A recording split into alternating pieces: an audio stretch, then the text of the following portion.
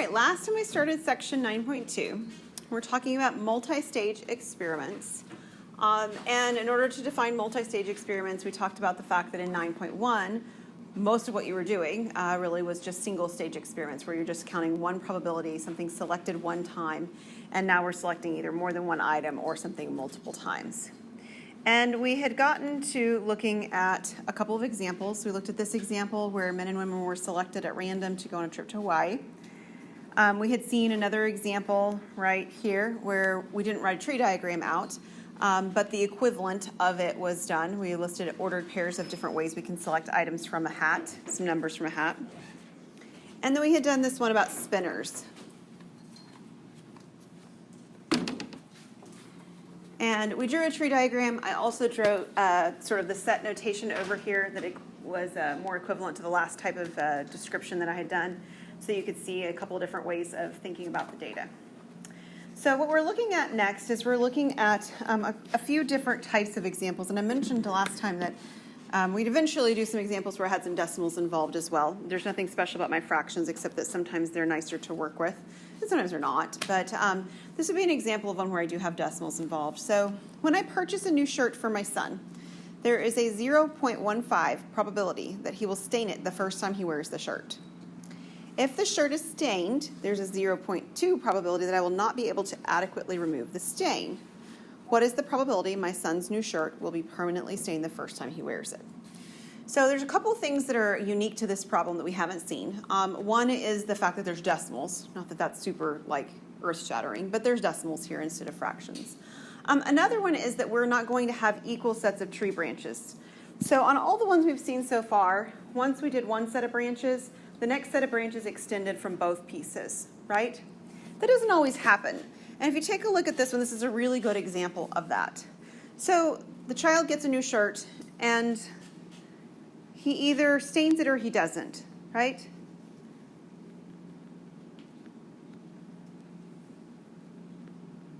So if he doesn't stain the shirt, then I do not have to scrub the shirt. So this branch down here that says no stain is done. There is nothing else to do at the end of this branch.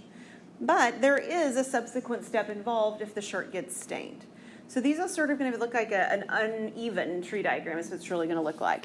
Now, going back to our probabilities, it is a 0.15 probability he stains it. So what's the probability that he doesn't stain it?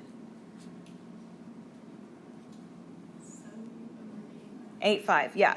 So remember from last time, because we haven't done the work on these yet, these have to add up to 1. Every time a single node branches off, the two values have to add to 1. They're not necessarily the same, but they have to add to 1. But then on this one, if he stains it, he then has two possibilities. We can either remove the stain. Yay, it's removed. Or it's still stained. So are there other ways you could write that? Of course. You could write that it's, instead of writing removed and still stained, you could write comes out and doesn't come out. I don't care. It doesn't matter. It's whatever descriptive you'd like. But after this shirt is stained, what's the probability that I have written into the problem that it's able to be removed? Or not removed? How did I write it? This is what I wrote. 0.2 that it won't be. So the 0.2 is down here that it still remains stained. So what's the probability that the stain comes out? 0.8. Because again, I have to add up to the number 1. So this is my tree diagram. And the question that's being asked at the very end says, what is the probability the son's shirt will be permanently stained after the first time? So permanently stained would mean that it was stained originally, so we're up here, and it's still stained when I'm done. All right? So my diagram is this piece right here. And you'll remember last time that we talked about multiplication along the branches of a tree diagram when we're trying to find their individual probabilities. So we have 0.15 times 0.2. And what is that if I multiply those? 0.03. So basically that's a 3% chance. 3 out of 100, right? 100 shirts, 3 times, I'm not going to be able to get it out.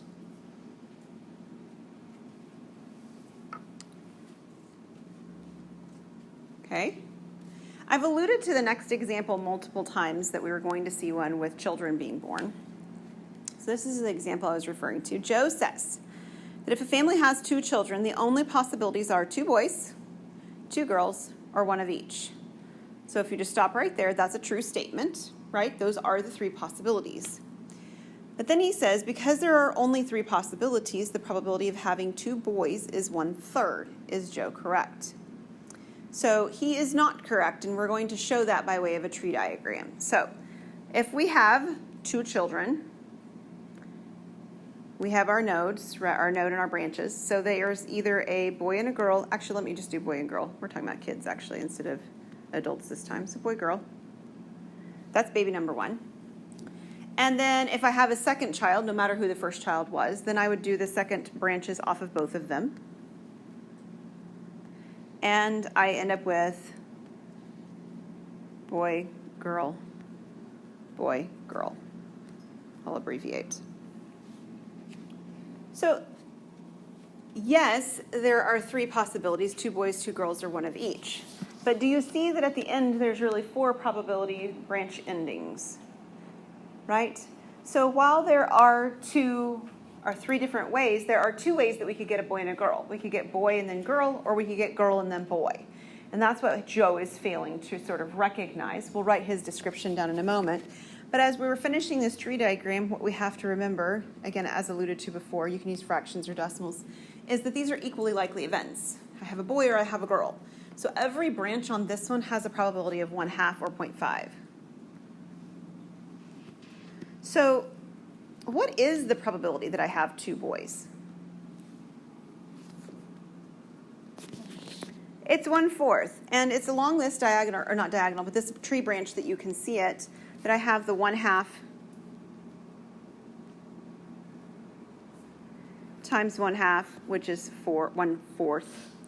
You could also recognize it because each of these have, the 1/2s are everywhere, like they're all equally likely. So at the end of all of these branches, there are 4 separate outcomes, all equally likely. Therefore, it's 1 out of the 4 of the outcomes that does that. You can think of it from that perspective as well.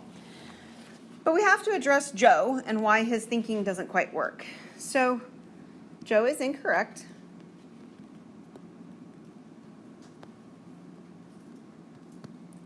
Because while there are only 3 outcomes,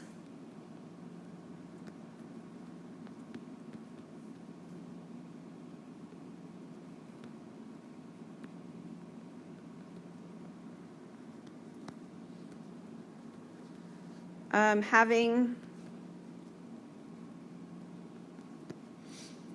a boy, girl, or girl, boy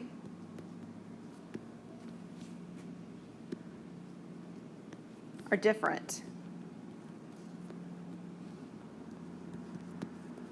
So there's lots of ways you can say this, but there are 4 equally likely outcomes.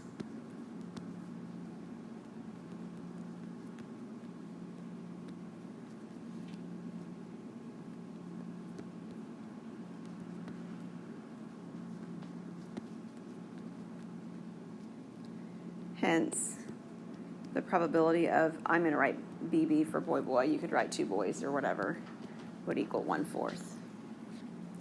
There's other things that you could say. You could talk about the tree diagram more directly. There's not really 3 outcomes. There's 4 outcomes. That's boy, boy, boy, girl, girl, boy, girl, girl. You could list them all 4 out if you wanted to describe this.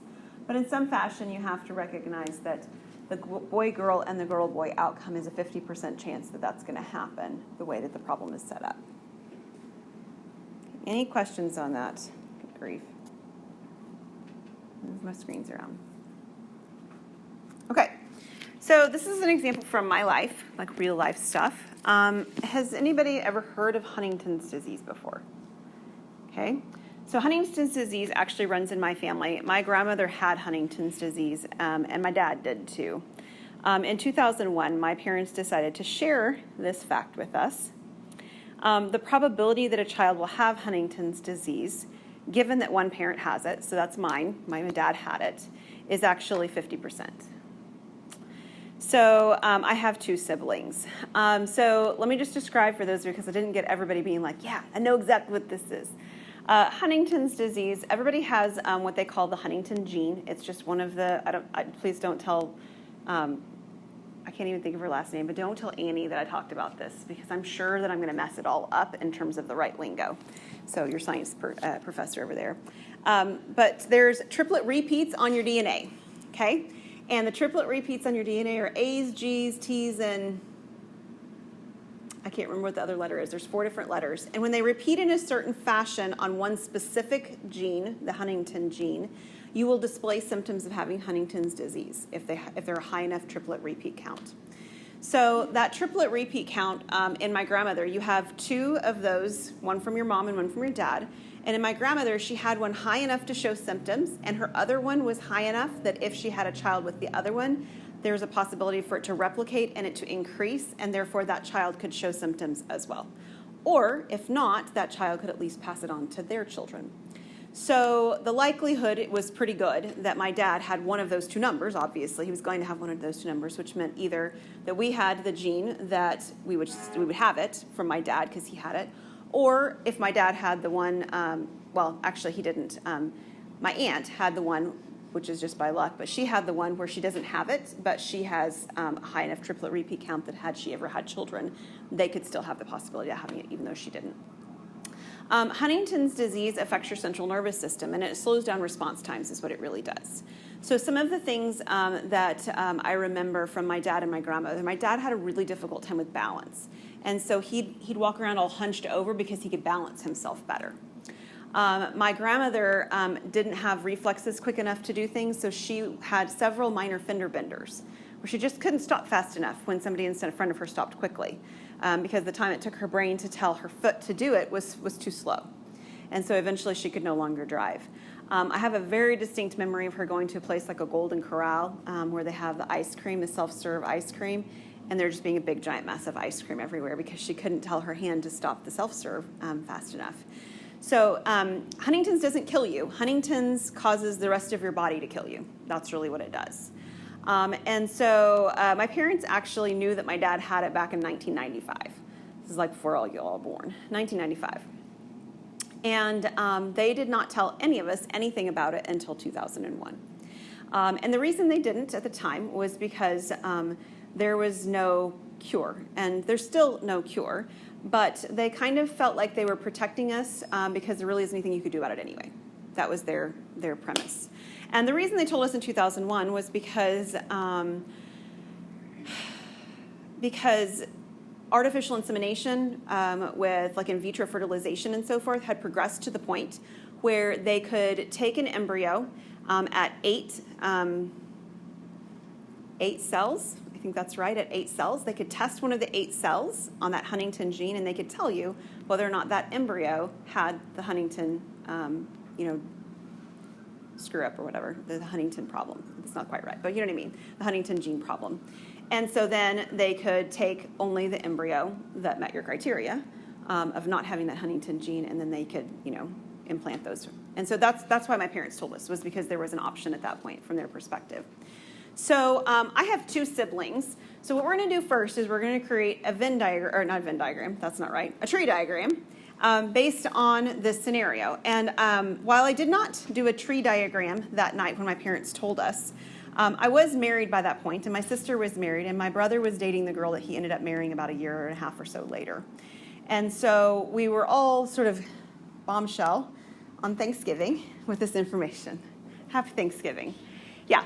And we were living out of state at that time, and so we were actually back visiting my parents for Thanksgiving at the time. And so, I remember being exactly where I was when all this information happened, kind of like one of those, where were you on 9/11, or where were you when JFK was shot, kind of things that people talk about. I remember it like that. It was that substantial in my mind.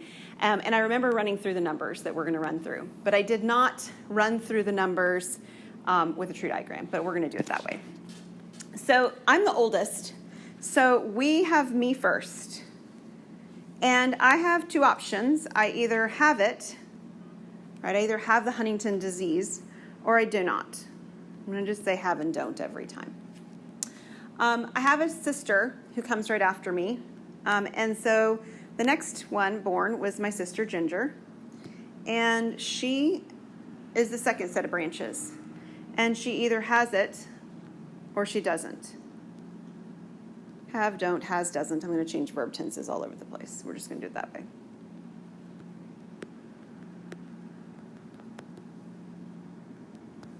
And then I have a sibling after my sister, and that's my brother. And we have another set of branches all extending off of my sister's. And again, he either has it or he doesn't. And at this point, I'm going down to H's and D's because I'm running out of space. Okay, so far so good. What are the numbers along every branch? 0.5. So you can put 0.5s along every branch, you can put 1/2s along every branch, whatever you'd like, but every probability is 0.5. There's a 0.5 probability that I have it, a 0.5 that I don't. 0.5 that my sister has it, 0.5 that she does not, regardless of whether I have it or not. So it extends the same way every time, just like the boy-girl diagram did, really.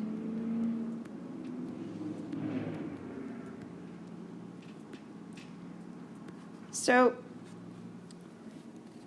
what I did that night at my parents' house is we're trying to just sort of process this information, which is earth-shattering. Huntington's is a horrible disease. It's horrible.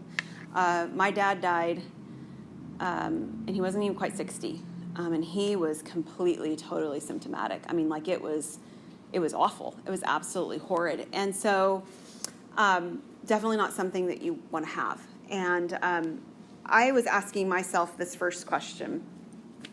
What is the probability? This is the exact question I asked myself now. What is the probability that at least one of us has it?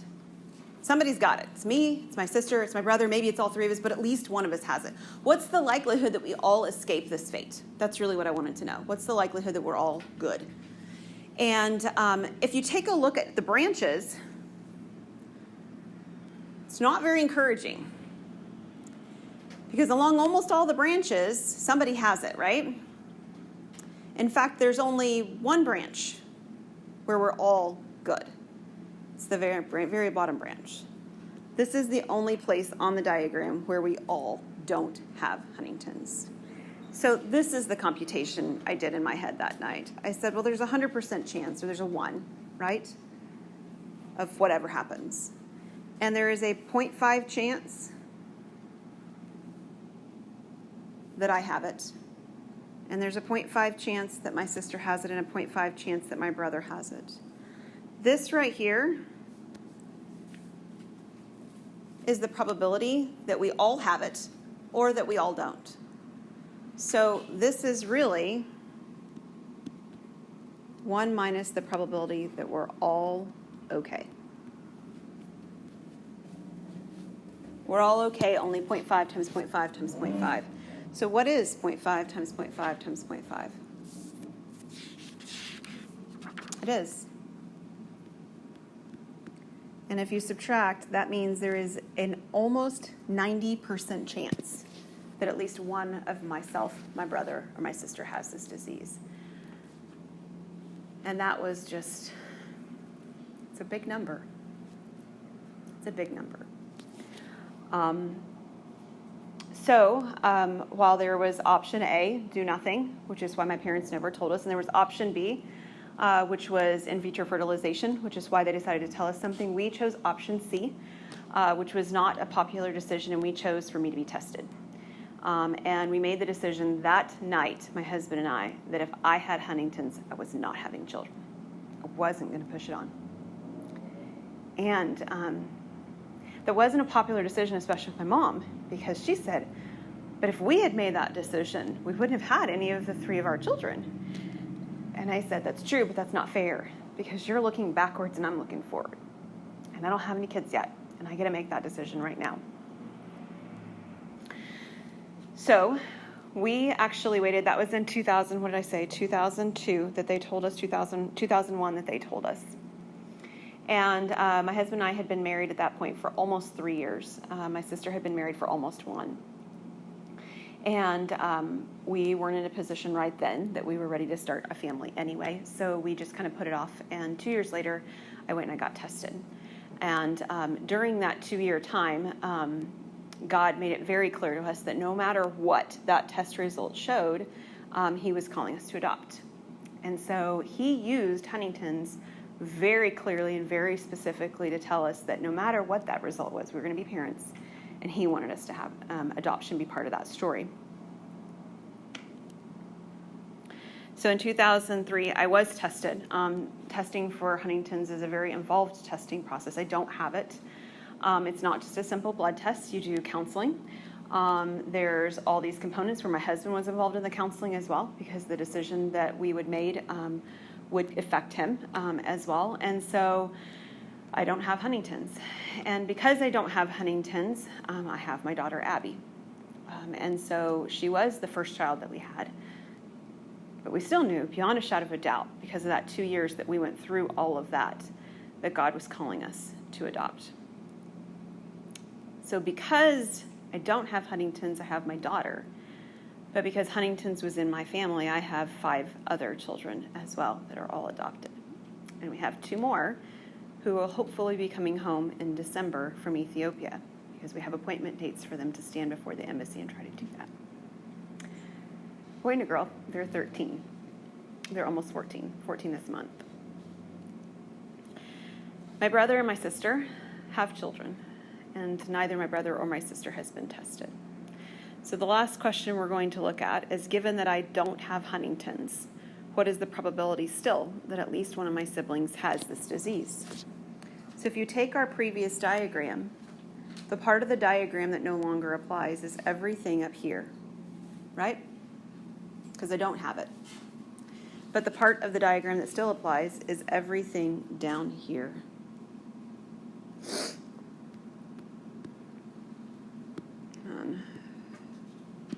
We'll erase the green mark. This is still the diagram for my siblings, my sister and my brother. And we can do the argument the same way we did before. This is 1 minus the probability that they're both okay. So that's my bottom branch. This is the both okay branch. They don't have it. That's still 0.5 times 0.5, which is still a small number. It's 0.25, so I have a 0.75. So it's gone from 90% chance almost that at least one of us has it down to a 75% chance that somebody has it. That's still really high. And if one of them has it, they all have biological children. One has 3, the other one has 2. So they're all what would be considered at risk for having Huntington's as well at the moment, because they don't know whether their parent does.